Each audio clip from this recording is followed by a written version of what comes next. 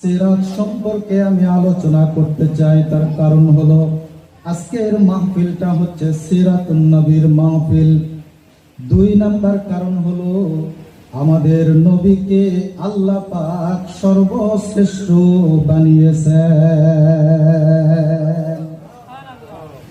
হাদিস শরীফে আসছে আল্লাহর নবী জনাবে মুহাম্মদুর রাসূলুল্লাহ সাল্লাল্লাহু আলাইহি ওয়াসাল্লাম ইরশাদ করেছেন, ইন্নাল্লাহা ফাদ্দালানি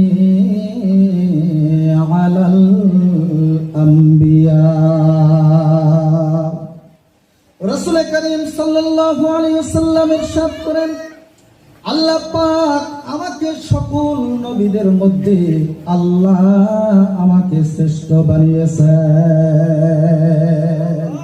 আরেকটু জোরে কম ভাইরা আমার, কোরআনুল হাকিমের 3 নম্বর পারা 19 নম্বর পৃষ্ঠার ভিতরে সূরা আলে ইমরান আল্লাহ পাক বলেন, وَإِذْ أَخَذَ اللَّهُ مِيثَاقَ النَّبِيِّينَ لَمَا آتَيْتُكُم مِّن كِتَابٍ وَحِكْمَةٍ ثُمَّ جَاءَكُمْ رَسُولٌ مُصَدِّقٌ لِّمَا مَعَكُمْ لَتُؤْمِنُنَّ بِهِ وَلَتَنصُرُنَّهُ। আল্লাহু আকবার। আল্লাহ পাক মানব জাতির কাছে কয়েকটা ওয়াদা আল্লাহ নিয়েছেন। এর ভিতর থেকে একটা ওয়াদা হচ্ছে নবীদের কাছে আল্লাহ ওয়াদা নিয়েছেন। নবীদেরকে বলেছেন, তোমাদের কাছে যখন কিতাব যাবে, হিকমত যাবে, আর এই কিতাব এবং হিকমতকে সত্য বলে ঘোষণা দেওয়ার জন্য, প্রমাণ করার জন্য, সত্যায়ন করার জন্য একজন রাসূল প্রেরণ করা হবে। সেই রাসূল গিয়া তোমাদের কিতাব, তোমাদের হিকমত, তোমাদের প্রজ্ঞার সত্যায়ন করবেন। ওই নবীকে যদি তোমরা তোমাদের সময়ে যদি তোমরা সেই নবীকে পাও, তাহলে তোমরা সবাই সেই নবীর উপরে ঈমান আনবে। শুধু তাই নয়, সেই নবীর দাওয়াতের কাজে তোমরা সহযোগিতা করবে। আল্লাহ বলেন, তোমরা এখন বলো এই শর্তে আমার অঙ্গীকার তোমরা গ্রহণ করলা কিনা? তখন সকল নবীগণ স্বীকার করেছেন, আল্লাহ এই শর্তে আমরা আপনার ওয়াদাকে আমরা মেনে নিলাম। আল্লাহ পাক রব্বুল আলামিন এখানে নবীদের কাছে যে অঙ্গীকার নিয়েছেন, আমাদের নবীর ব্যাপারে আল্লাহ পাক সকল নবীকে ঈমান আনার সহযোগিতা করার ওয়াদা আল্লাহ নিয়েছেন।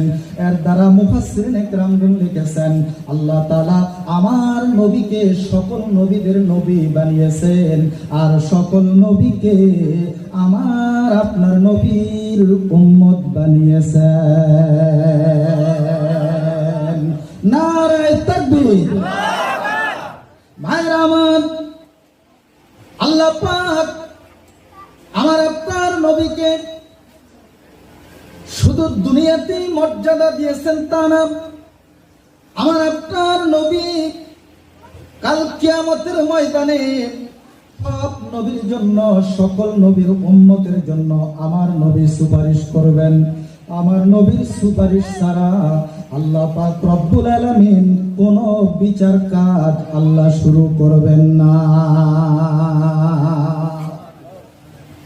শুধু তাই নয়, আমার নবীকে আল্লাহ পাক মেরাজের রজনীতে বাইতুল মুকাদ্দাস মসজিদে সকল নবীদের ইমাম বানিয়েছেন।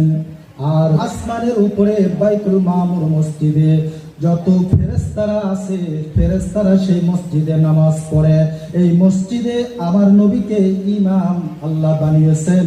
যত ফেরেশতারা আছে সব ফেরেশতার ইমাম আমার নবীকে আল্লাহ বানিয়েছেন। আর একটু জোরে কর, আল্লাহর ফেরেশতা কতগুলি, এইটা যদি আমরা জানতে চাই তাহলে একটা দৃষ্টান্ত দিলে আমরা বুঝতে পারবো। ওয়ামা ইয়ালামু জুনুদা রাব্বিকা ইল্লাহু। আল্লাহর বাহিনী কতগুলা আল্লাহ ছাড়া কেউ জানে না। তবে আমরা একটা কথার দ্বারা আমরা ধারণা নিতে পারি, বাইতুল মামুর মসজিদে প্রত্যেক দিন ৭০,০০০ ফেরেশতারা নামাজ পড়ে। আল্লাহর নবী জিজ্ঞাসা করেছিলেন, এই মুহূর্তে কতগুলা ফেরেশতা এখানে নামাজ পড়লেন? ৭০,০০০ ফেরেশতা এখানে নামাজ পড়লেন। ৭০,০০০ ফেরেশতা এখানে নামাজ পড়লেন। আর যে ৭০,০০০ ফেরেশতা সর্বপ্রথম এই মসজিদে নামাজ পড়েছিলেন, ওই ৭০,০০০ ফেরেশতা কিয়ামতের আগ পর্যন্ত এই মসজিদে আর নামাজ পড়ার সুযোগ তারা পাবে না। আল্লাহ পাক কিছু ফেরেশতাকে তাকবীরে তাহরিমার হালতে রেখেছেন, কিছু ফেরেশতাকে আল্লাহ পাক হাত বাঁধা অবস্থায় রেখেছেন, কিছু ফেরেশতাকে রুকু অবস্থায় রেখেছেন, কিছু ফেরেশতাকে সিজদা অবস্থায় রেখেছেন। এখন চিন্তা করেন তো আল্লাহর ফেরেশতা কতগুলা হইতে পারে? নারে তাকবীর! ভাইরা আমার, আল্লাহ পাক আমাদের নবীকে শুধু শ্রেষ্ঠ নবী বানিয়েছেন তা নয়, আমাদেরকেও আল্লাহ পাক রব্বুল আলামিন শ্রেষ্ঠ নবীর শ্রেষ্ঠ উম্মত বানিয়েছেন। দয়ার নবী মায়ের নবী বলেন, ইন্নাল্লাহা ফাদ্দালানি আলাল আম্বিয়া ওয়া ফাদ্দালা উম্মতি আলাল উমাম। নবীজি সাল্লাল্লাহু আলাইহি ওয়াসাল্লাম ইরশাদ করেন, আল্লাহ পাক আমাকে সকল নবীর উপরে শ্রেষ্ঠত্ব দান করেছেন, আর আমার উম্মতকে সব নবীর উম্মতের উপরে শ্রেষ্ঠত্ব দান করেছেন। ভাইরা আমার, কাল কিয়ামতের ময়দানে এই নবীর উম্মতের বিচার আল্লাহ তাআলা সকল নবীর উম্মতের আগে এই নবীর উম্মতের বিচার ফয়সালা আল্লাহ করে দিবেন। এবং আমার নবীর উম্মতেরা পুল সিরাত পার হওয়ার আগে কোন নবীর উম্মত পুল সিরাত পার হতে পারবে না। আমার নবীজি বলেছেন, আমার উম্মত জান্নাতে প্রবেশ করার আগে কোন নবীর উম্মত জান্নাতে প্রবেশ করতে পারবে না। আরেকটু জোরে তো ভাইরা আমার, আল্লাহ পাক আমাদেরকে শ্রেষ্ঠ নবীর শ্রেষ্ঠ উম্মত বানিয়েছেন যতটা কারণে, তার একটা কারণ আল্লাহ কোরআনে বলেছেন, কুনতুম খায়রা উম্মাতিন উখরিজাত লিন-নাসি তা'মুরুনা বিল মা'রুফি ওয়া তানহাউনা আনিল মুনকার। তোমরা শ্রেষ্ঠ উম্মত, তার কারণ হলো শ্রেষ্ঠ কি কারণে তোমরা? তার কারণ হলো তোমরা মানুষদেরকে সৎ কাজের আদেশ করবে, অসৎ কাজ থেকে বাধা দিবে। এই কাজ যে উম্মত করবে সেই উম্মত হবে শ্রেষ্ঠ উম্মত। ২ নম্বর কারণ, আগের যুগের নবীর উম্মতেরা তারা নবীর আদর্শকে তারা হেফাজত করতে পারে নাই। নবীর এমনকি আসমানি কিতাবেরও তারা সংরক্ষণ করতে পারে নাই। ইব্রাহিম আলাইহিস সালাতু ওয়াস সালামের উম্মতেরা তার আদর্শকে শেষ পর্যন্ত ধরে রাখতে পারে নাই। মুসা আলাইহিস সালামের উম্মতেরা শেষ পর্যন্ত তার আদর্শকে ধরে রাখতে পারে নাই। নূহ আলাইহিস সালামের উম্মতেরা শেষ পর্যন্ত তার আদর্শকে ধরে রাখতে পারে নাই। ঈসা আলাইহিস সালামের উম্মতেরা শেষ পর্যন্ত তার আদর্শকে ধরে রাখতে পারে নাই। এমনকি আসমানি কিতাব আল্লাহ তাদের নবীর উপরে যে কিতাব নাজিল করেছিলেন সেই কিতাবটাকেও তারা হুবহুব ভাবে ওইভাবেই তারা সংরক্ষণ করতে পারে না। জোরে কোন নাউজুবিল্লাহ। কিন্তু উম্মতে মুহাম্মাদির মধ্যে রাসূল করিম সাল্লাল্লাহু আলাইহি ওয়াসাল্লাম ইরশাদ করেছেন, লা তাযালু তাইফাতুম মিন উম্মতি যাহিরিনা আলাল হক মনসুরিনা লা ইয়াদুররুহুম মান খাযালাহুম হাত্তা ইয়াতিয়া আমরুল্লাহ। এই উম্মতের মধ্যে একটা দল কিয়ামত পর্যন্ত তারা নবীর আদর্শের উপরে থাকবে, কোরআনের পথে থাকবে, হাদিসের পথে থাকবে, নবীর সুন্নাহর পথে থাকবে, কিয়ামত পর্যন্ত নবীর আদর্শকে তারা ধরে রাখবে। আমার বন্ধুগণ, এই আমেরিকা তাদের বিরোধিতা করবে, রাশিয়া তাদের বিরোধিতা করবে, ভারত তাদের বিরোধিতা করবে, নানান রকম জেল জুলুমের শিকার তাদেরকে করা হবে, তাদের নামে মিথ্যা মামলা দেওয়া হবে, নারী কেলেঙ্কারিতে জড়ানো হবে, বিভিন্ন রকমের অপবাদ তাদেরকে দেওয়া হবে। এত বিরোধিতা সত্ত্বেও তারা কিয়ামত পর্যন্ত হকের পথেই তারা অটল থাকবে। নারে তাকবীর। আল্লাহ আমাদেরকে এই হক বলে শামিল করুক, বলেন আমিন। আর একটু জোরে বলেন আমিন।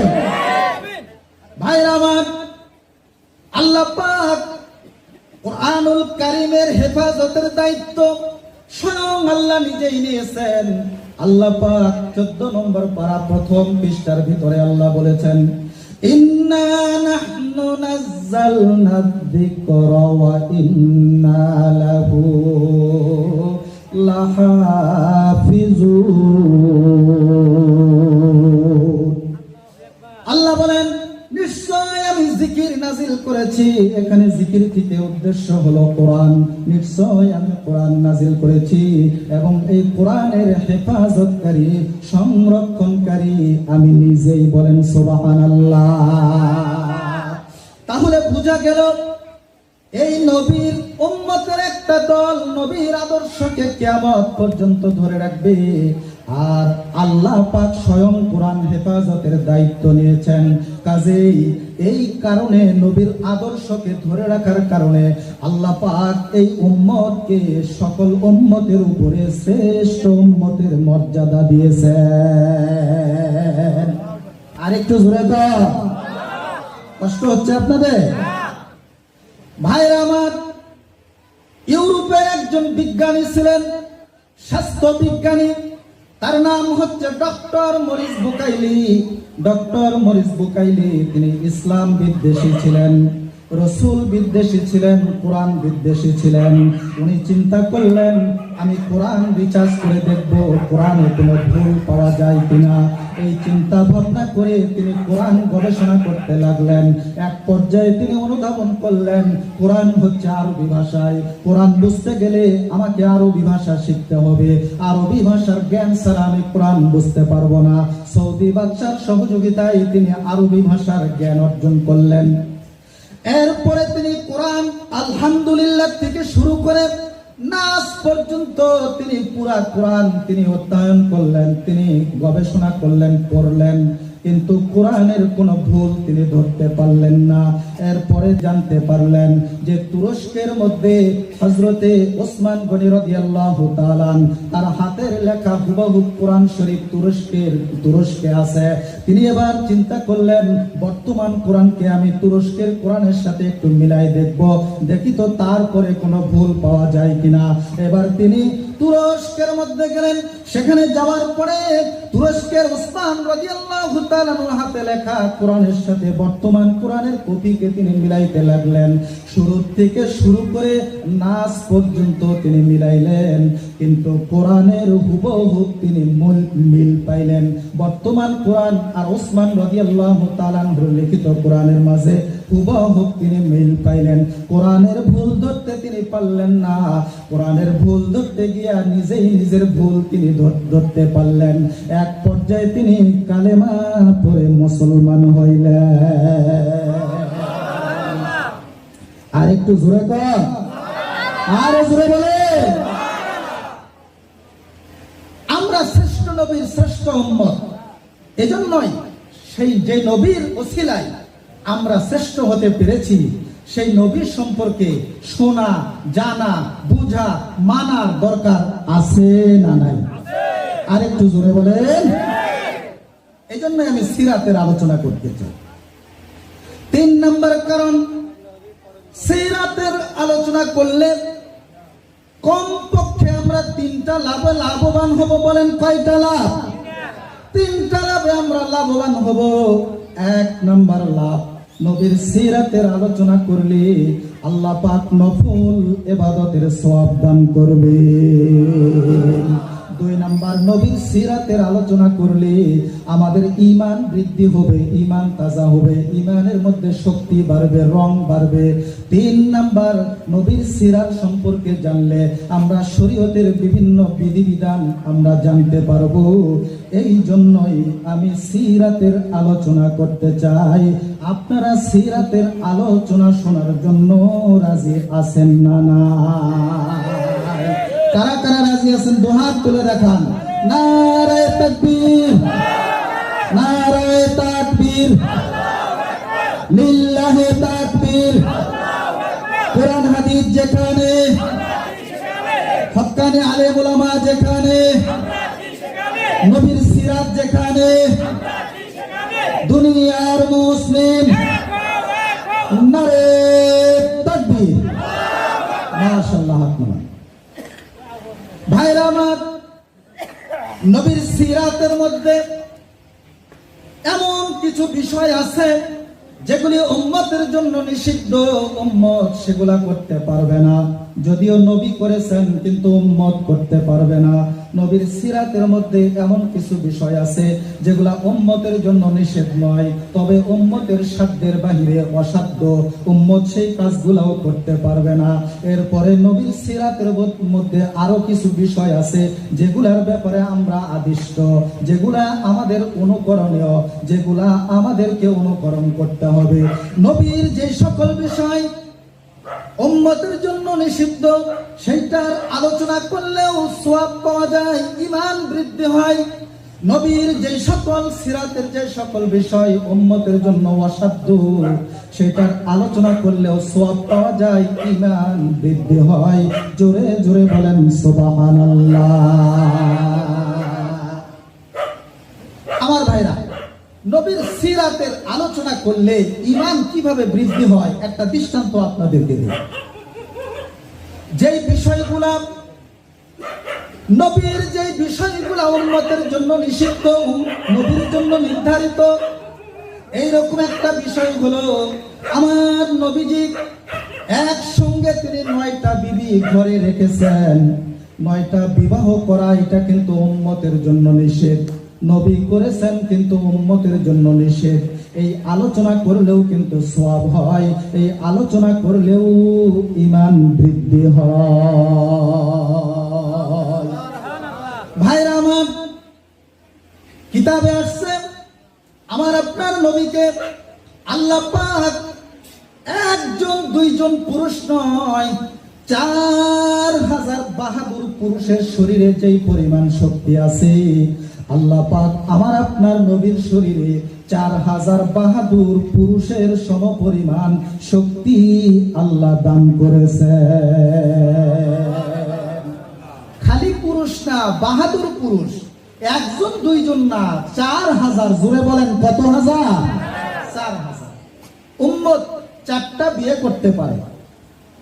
এখন 4000 পুরুষের শক্তি আমার নবীর শরীরে, 4000 পুরুষ যদি 4টা করে বিয়ে করে, বউ হবে কতগুলা বলেন? 16000। কয় হাজার? 16000 বউ হবে। একজন বাহাদুর পুরুষ যদি 4টা বিয়ে করে, তাহলে 4000 পুরুষ 4টা করে বিয়ে করলে বউ হবে 16000। তাহলে আমার নবীর শরীরে আল্লাহ 4000 পুরুষের শক্তি দিয়েছেন। সেই তুলনায় আমার নবী যদি নফসের খাহেশে বিয়ে করতেন, তাহলে আমার নবীর স্ত্রী হয়তো 16000। কথা বলেন ঠিক না বেটি?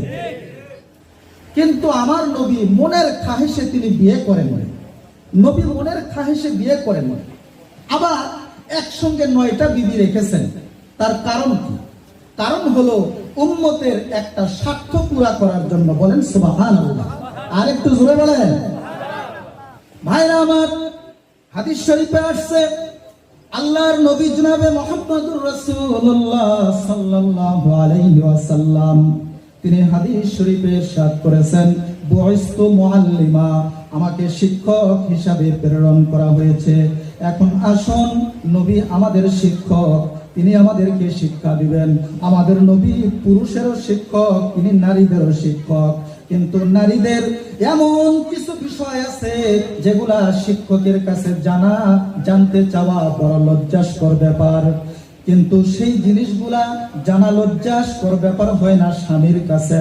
শিক্ষকের কাছে লজ্জা হলেও স্বামীর কাছে জানতে কিন্তু লজ্জা হয় না। কথা বলেন ঠিক না ঠিক? এই কারণে উম্মতের নারীরা অনেক বিষয় জানতে চাবে নবী শিক্ষক যেহেতু, কিন্তু নারীরা অনেক বিষয় জানতে তারা লজ্জা বোধ করবে, কিন্তু সেই জিনিসগুলাও তো তাদেরকে জানতে হবে। এই জন্য আমার নবীজি 9টা বিয়ে করেছেন। এই 9টা বিয়ে করার উদ্দেশ্য হলো নবীর কাছে স্বামী হিসাবে নারীর যত বিষয় আছে সবগুলা তার স্ত্রীরা শিখবেন, আর তার স্ত্রীরা নারী শিক্ষিকা হবেন, নারী শিক্ষিকা হিসাবে তৈরি হবেন। আর এই নারী শিক্ষিকারা উম্মতের অন্যান্য নারীদেরকে নারীদের অন্যান্য বিষয়গুলা তারা শিক্ষা দিবে। ভাইরা আমার, এই কাজটা বেশি হয়েছে হযরতে আয়েশা সিদ্দিকা রাদিয়াল্লাহু তাআলা আনহার মাধ্যমে। এই কারণেই আমার নবীজি যখন তিনি এটা উপলব্ধি করতে পেরেছেন যে আয়েশার ভিতরে অনেক প্রতিভা আছে, অনেক যোগ্যতা আছে, এই কারণে তিনি মাত্র 6 বছর বয়সে আয়েশা রাদিয়াল্লাহু তাআলা আনহাকে তিনি বিয়ে করেছেন। বলুন সুবহানাল্লাহ। 6 বছর বয়সে একটা নারী কি স্বামীর ঘর করতে পারে? পারে না। কিন্তু নবী বিয়ে করলেন কারণ তার ভিতরে প্রতিভা আছে, যোগ্যতা আছে, তিনি নারী শিক্ষিকার ভূমিকা পালন করতে পারবেন সবার থেকে বেশি। বলেন সুবহানাল্লাহ। আজকে 6 বছরের একটা নারীকে বিয়ে করার কারণে ইহুদি খ্রিস্টানরা তারা প্রশ্ন করে, তারা আপত্তি করে, এক বিশ্ব নবী যিনি সারা জাহানের নবী তিনি কিভাবে একটা নাবালিকা মেয়েকে বিয়ে করলেন? আমাদের তো বুঝে আসে না। আমি বলবো, ও বুদ্ধিজীবীরা যারা নবীর উপরে আপত্তি করো, তোমরা তো যেই আলোচনায় আসলে ঈমান বৃদ্ধি হয়, যেই আলোচনা শুনলে সওয়াব পাওয়া যায়, যেই আলোচনা শুনলে তোমার আপত্তির জবাব পাওয়া যাবে, ওই সমস্ত আলোচনার ধারে কাছেও তো তোমরা আসো না, কাজেই তোমরা বুঝবা না, এটাই তো স্বাভাবিক। কথা বলেন ঠিক না বেঠিক? ভাইরা আমার, একটা দৃষ্টান্ত দেই আয়েশা রাদিয়াল্লাহু তাআলা আনহার মাধ্যমে কিভাবে নারী শিক্ষিকার কাজ বেশি হয়েছে। হযরতে ওমর ফারুক রাদিয়াল্লাহু তাআলা এবং আবু হুরায়রা রাদিয়াল্লাহু তাআলা তাদের দুইজনের মাঝে একটা মাসালা নিয়ে মতবিরোধ শুরু হইল। এখানে অনেক ছোট ছোট বাচ্চা আছে, কিন্তু তারপরেও নবীর জীবন সম্পর্কে জানার জন্য নবীর স্ত্রী নবী 9টা বিয়ে কেন করলেন, এই বিষয়টা বোঝার জন্য কথাটা আমি বলতেছি। ভাইরা আমার, ওমর রাদিয়াল্লাহু তাআলা বলেন, রাসূলুল্লাহ সাল্লাল্লাহু আলাইহি ওয়াসাল্লাম ইরশাদ করেছেন, একটা পুরুষ যখন স্বামী স্ত্রীর যখন তাদের গোপন সম্পর্ক শুরু হয়, গোপন সম্পর্ক শুরু হওয়ার সাথে সাথে তার উপরে গোসল ফরজ হয় না, বরং গোপন সম্পর্ক যখন একেবারে শেষ হয় তখন তার উপরে গোসল ফরজ হয়। এটা বললেন হযরতে ওমর ফারুক রাদিয়াল্লাহু তাআলা। এরপরে আবু হুরায়রা রাদিয়াল্লাহু তাআলা বলেন, না না না, আমি নিজের কানে নবীর জবান থেকে আমি সরাসরি শুনেছি, নবীজি বলেছেন সহবাস শুরু করার সাথে সাথে গোসল ফরজ হবে, এই গোপন সম্পর্কটা একেবারে শেষ হোক চাই বা না হোক। ইনি বলতেছেন আমার পক্ষে হাদিস আছে, ওমর রাদিয়াল্লাহু তাআলা বলতেছেন আমার পক্ষে হাদিস আছে। দুইজনেই বলতেছেন আমিও নিজ কানে শুনেছি, ইনিও বলেন নিজ কানে শুনেছি, উনিও বলেন নিজ কানে শুনেছি। ভাইরা আমার, আজকে আমাদের যে 4টা মাযহাব, 4টা মাযহাব কেন হলো? ইসলাম তো একটা, কিন্তু মাযহাব হলো 4টা কেন? ওমর এবং আবু হুরায়রা রাদিয়াল্লাহু তাআলা তাদের মাঝে দ্বন্দ্ব কেন হলো, মতবিরোধ কেন হলো? এর উত্তর জানলে মাযহাব 4টা কেন হলো সেটাও আমরা বুঝতে পারবো। ভাইরা আমার, এবার ওমর রাদিয়াল্লাহু তাআলা বলেন, আবু হুরায়রা শুনো, মতবিরোধ নিয়ে থাকা যাবে না, আমরা একটা মীমাংসা করে নেই। চলো, তোমার পক্ষেও তো হাদিস আছে, আমার পক্ষেও হাদিস আছে, তাহলে এটা তো নারী সংক্রান্ত বিষয়, স্বামী স্ত্রীর বিষয়। আমার মেয়ের সঙ্গে বিয়ে হয়েছে, রাসূলুল্লাহ সাল্লাল্লাহু আলাইহি ওয়াসাল্লামের হাফসার কাছে যায়। আমার মেয়ে হয়তো তার স্বামীর কাছে বিষয়টা জানা তার থাকতে পারে, স্বামীর কাছে তিনি জানতে পারেন। এবার তারা হাফসার কাছে গেলেন। হাফসা রাদিয়াল্লাহু তাআলা আনহা ওনার কাছে যাওয়ার পরে তিনি বললেন, আব্বা আপনি যেটা বলেছেন আপনার পক্ষেও হাদিস আছে, আবু হুরায়রা যেটা বলেছেন ওনার পক্ষেও হাদিস আছে, এই বিষয়ের সমাধান আমি দিতে পারবো না। আপনারা যদি এই বিষয়ের সমাধান করতে চান তাহলে কোথাও যেতে হবে না, আয়েশার কাছে যান। নারে তাকবীর। ভাইরা আমার, আয়েশা রাদিয়াল্লাহু তাআলা আনহার কাছে গেলেন। তার কাছে যাওয়ার পরে আয়েশা রাদিয়াল্লাহু তাআলা আনহা তিনি এবার বলতেছেন, ওমর আপনার পক্ষেও হাদিস আছে, আবু হুরায়রার পক্ষেও হাদিস আছে, কিন্তু আপনার কথাটা রাসূল এক সময় প্রথম দিকে বলেছিলেন, অস্থায়ীভাবে তিনি বলেছিলেন যে স্বামী স্ত্রীর গোপন সম্পর্ক শুরু হওয়ার সাথে গোসল ফরজ হবে না, শেষ হওয়ার পরে গোসল ফরজ হবে। এই কথাটা তিনি অস্থায়ীভাবে বলেছেন, স্থায়ীভাবে কথাটা বলেন নাই। আর তারপরে আগের কথাকে তিনি বাদ দিয়া আবু হুরায়রা যেই কথা বলেছেন যে স্বামী স্ত্রীর গোপন সম্পর্ক শুরু হওয়ার সাথে সাথে গোসল ফরজ হবে, এই কথাটা নবী পরে বলেছেন, এবং এটা নবী কিয়ামত পর্যন্ত আনেওয়ালা উম্মতের জন্য স্থায়ীভাবে বলেছেন। এটাই হলো আপনাদের সমাধান। আর একটু জোরে বলেন, এই যে নবীর সিরাত, নবী 9টা বিয়ে করলেন, এই আলোচনা যে শুনলেন, এই আলোচনা শোনার মধ্যে সওয়াব আছে এবং ঈমান বৃদ্ধির মতো কোনো জিনিস আছে না নাই? আর একটু জোরে বলেন, আছে না নাই? এবং আমরা সিরাত জানলে শরীয়তের বিধিবিধান জানা যায়, এক্ষুনি আমরা একটা বিধানও জানতে পারলাম। কথা বলেন ঠিক না বেঠিক? আরো জোরে বলেন ঠিক না বেঠিক? ভাইরা আমার, এই জন্যই আজকে সিরাত মাহফিলের আয়োজন করা। আপনাদের জন্য দোয়া করি, যারা আপনারা এই মাদ্রাসা প্রতিষ্ঠা করেছেন, মাদ্রাসায় সহযোগিতা করেন, এই মাদ্রাসার ওসিলায় আজকে সিরাত মাহফিল, যারা এটার জন্য ভূমিকা নিয়েছে, আপনারা সহযোগিতা করেছেন, আমি আপনাদের জন্য দোয়া করি, আল্লাহ আপনাদেরকে রাসূলের খাঁটি আশিক বানিয়ে দেন। আর একটু জোরে বলেন আমিন। একটু জিকির করেন, লা ইলাহা লা ইলাহা, জোরে বলেন লা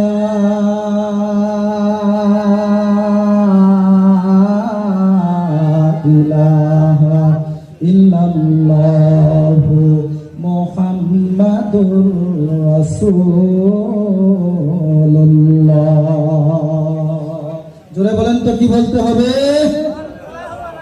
মাশাআল্লাহ, আপনারা তো সবাই জ্ঞানী দেখতেছি।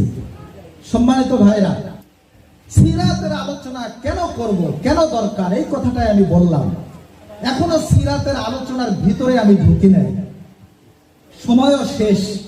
আল্লাহ যদি কখনো আপনাদের খেদমতে আসার তৌফিক দান করেন, ইনশাআল্লাহ তখন এখান থেকে আমি আবারও আলোচনা করার চেষ্টা করব।